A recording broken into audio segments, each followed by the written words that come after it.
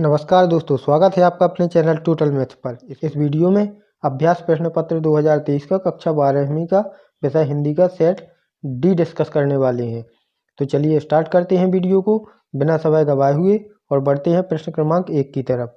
तो प्रश्न क्रमांक 1 पूछा गया है, सही विकल्प का चयन कर लिखिए। जिसमें पहला प्रश्न है, दिन जल्दी जल्दी ढलता है गीत बच्चन के किस काव्य संग्रह से लिया गया है? तो इसका उत्तर है निशा निमंत्रण।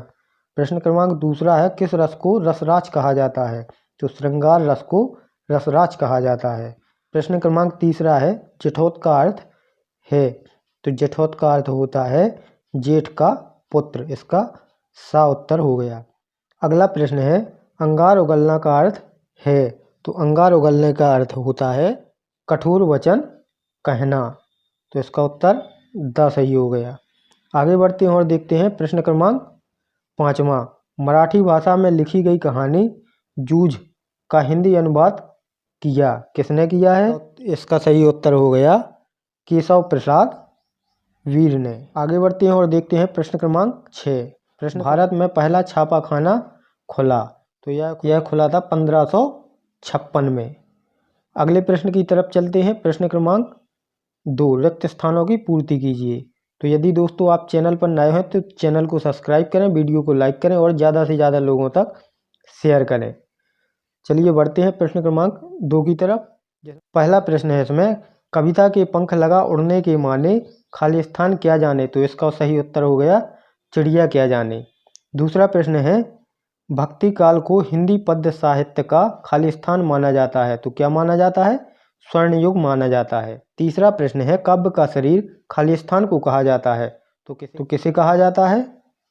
रस को कहा जाता है। इसका सही उत्तर हो गया रस। चौथा प्रश्न है, मेला आंचल उपन्यास के लेखक खाली स्थान है? तो इसका सही उत्तर हो गया फणीश्वर नाथ रेणु।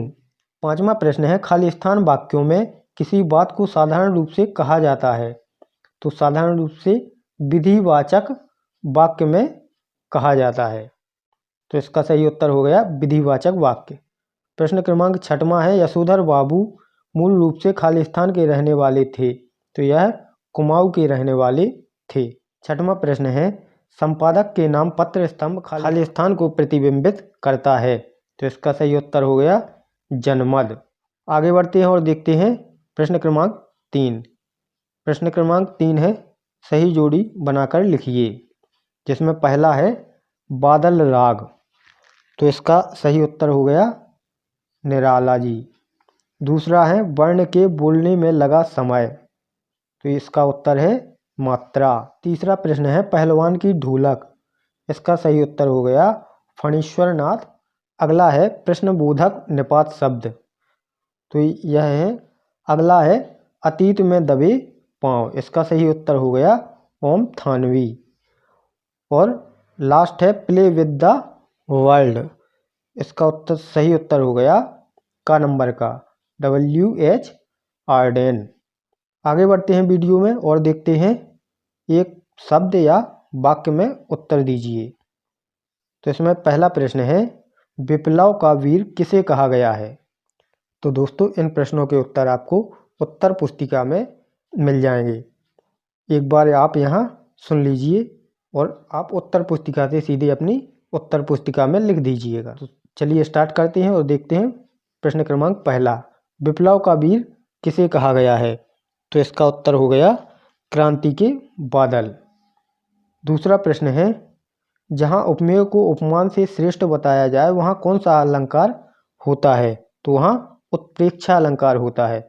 तीसरा प्रश्न है, हिंदी गद्य का जनक किसे माना जाता है?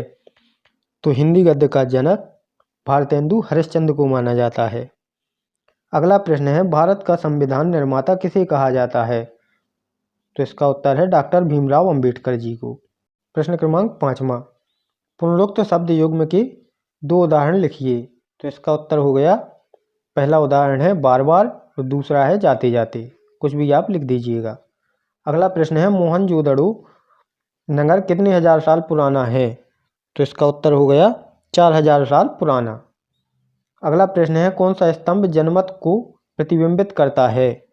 पत्र स्तंभ जनमत को प्रतिबिंबित करता है। आगे बढ़ते हैं और देखते हैं सत्य एवं असत्य कथन को लिखिए। पहला प्रश्न है, कविता सृजन के लिए शब्द रूपी बीज को कल्पना की खाद की आवश्यकता नहीं होती, यह असत्य है। दूसरा प्रश्न है, अखियां हरि दर्शन की प्यासी में वियोग श्रृंगार है, यह सत्य है। तीसरा है, क्रंदन का अर्थ प्रसन्न होना है, यह असत्य है। अगला प्रश्न है, गुरुत्वाकर्षण तकनीकी शब्द है, यह सत्य है। अगला है, कविताओं के साथ खेलते हुए लेखक आनंद को दो बड़ी शक्तियां प्राप्त हुईं, यह सत्य है। और छठवां है, उल्टा पिरामिड शैली को दो भागों में बांटा गया है, यह असत्य है। आगे बढ़ते हैं और देखते हैं प्रश्न क्रमांक 6 के उत्तर। प्रश्न क्रमांक 6 पढ़ लीजिए आप एक बार, क्योंकि अब सीधे उत्तर पुस्तिका में इनके उत्तर पढ़ने वाले हैं। तो प्रश्न क्रमांक 6 है, प्रगतिवाद की किन्हीं दो कवियों के नाम एवं उनकी एक रचना। तो यही प्रश्न का उत्तर लिखा हुआ है उत्तर पुस्तिका में। 7वां प्रश्न है, स्नेह सुरा से क्या आशय है, लिखिए। 8वां प्रश्न है, कोई दो खंड काव्य एवं उनके रचनाकारों के नाम लिखिए। तो इसका उत्तर भी दिया है। प्रश्न क्रमांक 9वां है, विरोधाभास अलंकार की परिभाषा लिखिए। तो दोस्तों चलते हैं सीधे उत्तर पुस्तिका की तरफ। आप एक बार इन प्रश्नों पर नज़र डाल लीजिए, सभी प्रश्नों का सॉल्यूशन देने वाले हैं। तो एक बार आप नज़र डाल लीजिए और बढ़ते हैं सीधे उत्तर पुस्तिका की ओर। तो दोस्तों देखिएगा प्रश्न क्रमांक 4 के उत्तर, जो एक शब्द या वाक्य में पूछे गए थे, जिसमें पहला है क्रांति के बादल, दूसरा है उत्प्रेक्षा अलंकार, तीसरा है भारतेंदु हरिश्चंद्र, चौथा है डॉक्टर भीमराव अम्बेडकर, पांचवा है बार बार जाते जाते, छठवां है 4000 साल पुराने, और अंतिम है पत्र स्तंभ। आगे बढ़ते हैं और देखते हैं प्रश्न क्रमांक 6 का उत्तर। तो उत्तर है इसका, प्रगतिवादी कवियों के नाम व उनकी रचनाएं निम्नलिखित हैं। पहले कवि हैं सुमित्रानंदन पंत, इनकी रचनाएं हैं युगवाणी और ग्राम्या। दूसरे हैं सूर्यकांत त्रिपाठी निराला, इनकी रचना है कुकुरमुता और बेला। दो रचनाएं लिख दी गई हैं। प्रश्न क्रमांक 7 के उत्तर की ओर चलते हैं और देखते हैं प्रश्न क्रमांक 7 का उत्तर। उत्तर है इसका, स्नेह सुरा से आशय है प्रेम की मादकता और उसका पागलपन, जिसे कवि हर क्षण महसूस करता है और उसका मन झंकृत होता रहता है। तो यह प्रश्न क्रमांक 7 का उत्तर हो गया। प्रश्न क्रमांक 8 का उत्तर देखिएगा एक बार। दो खंड काव्य और उनके रचनाकारों के नाम निम्नलिखित हैं। यह लाइन आपको प्रयासवश हर प्रश्न के उत्तर में लिखना है, जो ऐसे प्रश्न होते हैं, क्योंकि बोर्ड एग्जाम में इसी चीज़ के अच्छे नंबर मिल जाते हैं। पहला खंड काव्य है पंचवटी, इसके रचयिता है मैथिली शरण गुप्त।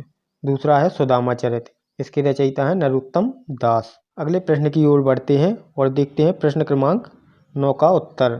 तो आप इसे स्क्रीनशॉट लेकर या वीडियो को पॉज करके लिख लीजिएगा।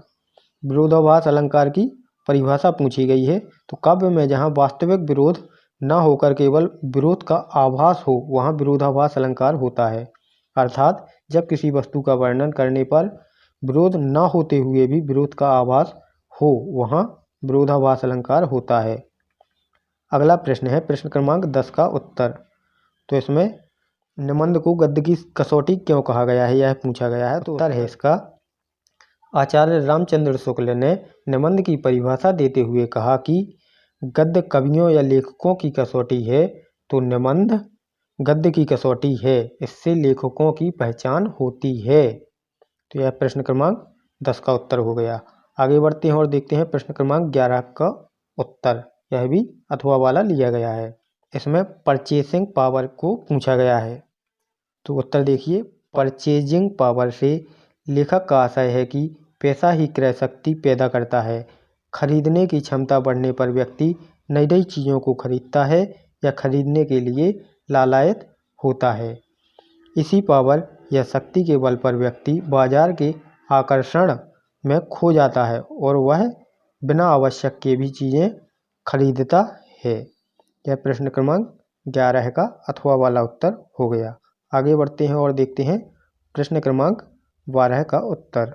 प्रश्न क्रमांक 12 का उत्तर है, लोकोक्ति और मुहावरे में अंतर पूछे गए हैं। तो मुहावरा और लोकोक्ति में अंतर निम्नलिखित है। पहला है मुहावरे में अंतर। मुहावरा एक वाक्यांश होता है और लोकोक्ति पूर्ण वाक्य होती है। दूसरा अंतर है मुहावरे का प्रयोग स्वतंत्र वाक्यांश के रूप में नहीं हो सकता और लोकोक्ति में है लोकोक्ति का प्रयोग स्वतंत्र हो सकता है। तीसरा अंतर है मुहावरे के अंत में ना का प्रयोग होता है और लोकोक्ति में यह आवश्यक नहीं है। तो दोस्तों, इससे आगे के प्रश्नों के उत्तर वीडियो के नेक्स्ट पार्ट में प्रोवाइड करवा दिए जाएंगे। तो वीडियो पसंद आती है तो वीडियो को लाइक करें, ज़्यादा से ज़्यादा लोगों तक शेयर करें। चैनल पर नए हो तो चैनल को सब्सक्राइब करें और बेल आइकन प्रेस करें ताकि आने वाली हर एक वीडियो का नोटिफिकेशन आपके पास सबसे पहले पहुंचे। धन्यवाद।